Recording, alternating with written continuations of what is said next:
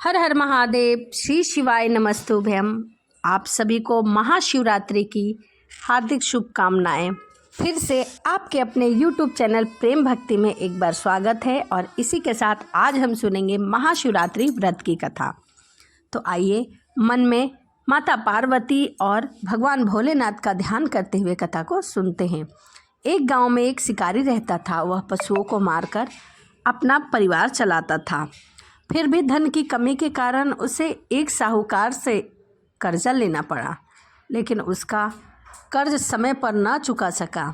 इसके कारण गुस्से में आकर साहूकार ने शिकारी को पकड़कर शिव मठ में बंदी बना लिया। जिस दिन उसने ऐसा किया वह दिन शिवरात्रि का था।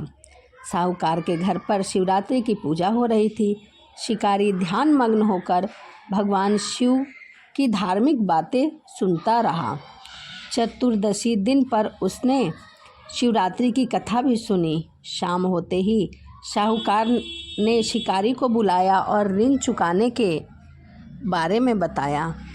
शिकारी ने अगले दिन पूरा ऋण लौटाने का वचन देकर खुद को बंधन से छुड़ा लिया। रोज की तरह शिकारी जंगल में शिकार के लिए निकला, लेकिन साहूकार का बंदी बने रहने के कारण कुछ भी खा पी नहीं पाया था। ऐसे में वह बहुत ही भूखा और व्याकुल था। शिकार करने के लिए वह एक तालाब के किनारे बड़े से बेलपत्र के पेड़ पर अपने लिए पड़ाव बनाने लगा। उस पेड़ के नीचे एक शिवलिंग था जो बेलपत्रों से ढका हुआ था। शिकारी को उस शिवलिंग के बारे में पता नहीं था। अपने पड़ाव को बनाते समय उसने टहनियाँ तोड़ी और वे संयोग से शिवलिंग पर जा गिरा। इस प्रकार पूरे दिन भूखे प्यासे शिकारी का व्रत भी हो गया और संयोग से उसने शिवलिंग पर बेलपत्र भी चढ़ा दिया। रात का एक पहर बीतने के बाद एक गर्भवती हिरनी तालाब पर पानी पीने के लिए पहुंची। शिकारी ने धनुष पर तीर चढ़ाकर जैसे ही प्रत्यंचा खींची, हिरनी बोली, मैं गर्भवती हूँ, शीघ्र ही मुझे प्रसव होगा। तुम एक साथ दो जीवों की हत्या करोगे, जो कि ठीक नहीं है। उसने शिकारी से कहा कि मैं अपने बच्चे को जन्म देकर जल्द ही तुम्हारे पास प्रस्तुत हो जाऊंगी, तब तुम मेरे प्राणों को हर लेना। ऐसा सुनते ही शिकारी ने प्रत्यंचा ढीली कर दी और मृग झाड़ियों में लिप्त हो गया। प्रत्यंचा चढ़ाने तथा ढीली करने के वक्त संयोग से कुछ बेलपत्र टूटकर शिवलिंग पर जा गिरा। इस प्रकार जाने अनजाने में ही प्रथम पहर की पूजा संपन्न हो गई। कुछ ही देर के बाद दूसरी हिरनी वहां से निकल रही थी। शिकारी की खुशी का ठिकाना न रहा।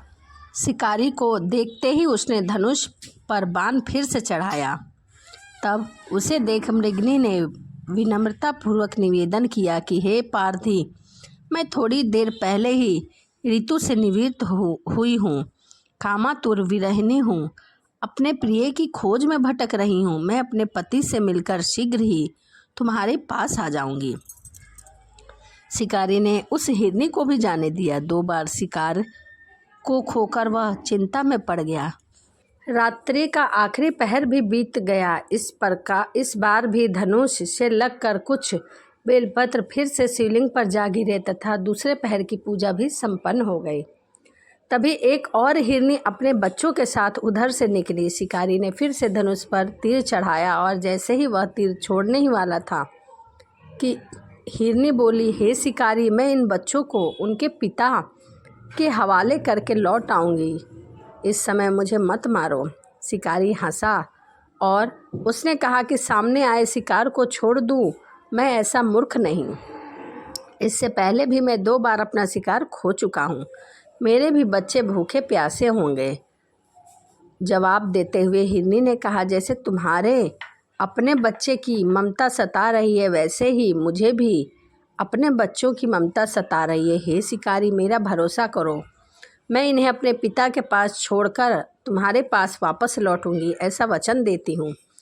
हिरनी का दिन स्वर सुनकर शिकारी को उस पर दया आ गई। उसने उस मृगनी को फिर से जाने दिया।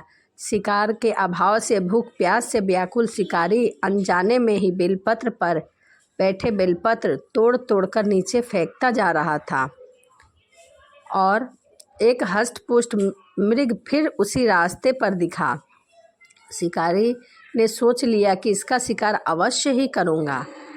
शिकारी की तनी प्रत्यंचा देखकर मृग बोला, हे शिकारी, यदि तुमने मुझे पूर्व आने वाली 3 मृगनियाँ तथा उसके बच्चे को मार डाला है तो मुझे भी मारने में देरी ना करो, ताकि मुझे उनके वियोग में एक क्षण भी दुखी न रहना पड़े, क्योंकि मैं उन तीनों हिरनियों का पति हूँ। यदि तुमने उन्हें जीवन दान दिया है तो मुझे भी कुछ क्षण का जीवन दे दो, मैं उनसे मिलकर तुम्हारे समक्ष उपस्थित हो जाऊँगा।